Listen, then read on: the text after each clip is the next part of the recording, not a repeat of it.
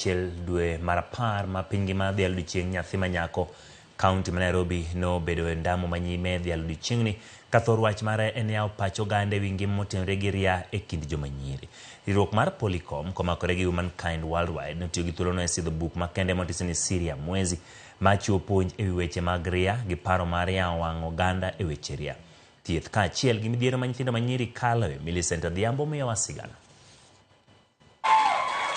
Buk mar mbola mar Siria Mwezi mani osidhi kawuono ka idhialo odiechieng' nyathi ma nyako ondike mar chiwo puonj ne nyiri mapon kaachiel gi oganda duto ewi weche mag ria.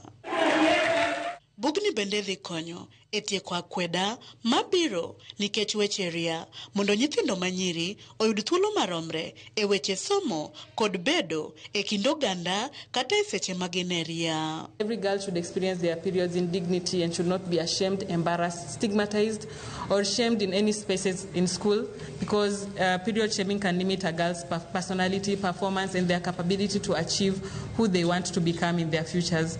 So this comic book presents an opportunity for us to listen to girls, listen to how they want to present themselves and address all stigma, all stereotypes and all matters in relation to period shaming. Njuguna omedo nyiso nyithindo manyiri mondo kik gibed gi wich kuot mar dhi e ria ka nyadendi Mildred Ngesa mawuok e riwruok mar PolyCom Girls to ywago chan kod dhier ma samoro miyo joma nyiri donjore e timbe anjao mondo giyud taulo mag ria kowacho ni malweny ma nyaka kedgo marum chutho. So we've seen an increase in a lot of work going around gender equality. But one thing that we must make sure we work out today is that menstrual hygiene and health is a non-negotiable human right to every girl and young woman in Kenya and across the globe. Senator Catherine Muma, ma en jatend duol mar Health Adolescent Trust, bende oywago onge mar puonj moromo e weche mag ria koyango ni ondamono biro kod tuoche mamoko e bathe moting'o fibroids, endometriosis e kind mamoko ka koro odwaro mondo ket puonj makamago e skunde ma pacho ka. There is menstrual related diseases. Did you know that? The girls did not tell you anything about cramps. We have fibroids. We have endometriosis, situations that sometimes can cripple a girl until she can't go to school. Are they covered? Are they covered?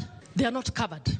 So beyond giving girls pads, we need to advocate for a policy that can actually get them their issues being addressed in policy. E kaunti ma Kisumu, nyasi mar auchiel mar Girl Summit, mar dhialo nyathi ma nyako, noketo maino e dierore manitie e kedo gi midhiero ma joma nyiri mawuok e familia ma yutogi ni piny kaloe ka jotelo dwaro mondo ket chike motegno mar kedo ne ratich joma nyiri mawuok e familia ma kamago. You realize most of these cases of gender-based violence, some of them come with the challenges in the families in terms of poverty.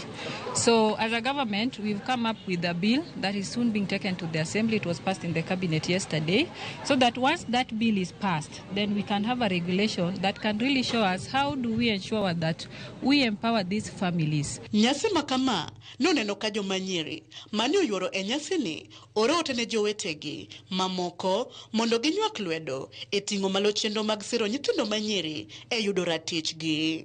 The fact that they're giving us this opportunity, they're putting in so much resources, their time, and giving us the opportunity to even tell them how we feel and what we want is amazing. And I'm telling the other girls who have not joined that they should come and tell us, because every girl has a story. Odiochieng' makama norumo gimilome madwaro mondo nywak lwedo e kedo ne ratich nyathi ma nyako kinde duto ma ok ni rito odiochienge maket kod magi e ka iwuoyoe midhiero magi kaloe. Millicent Dhiambo, Ramogi TV. Riwruok mar Kenya ni kwetu kanyakla kod kweth jogo makendo ratich oganda olando odiochieng'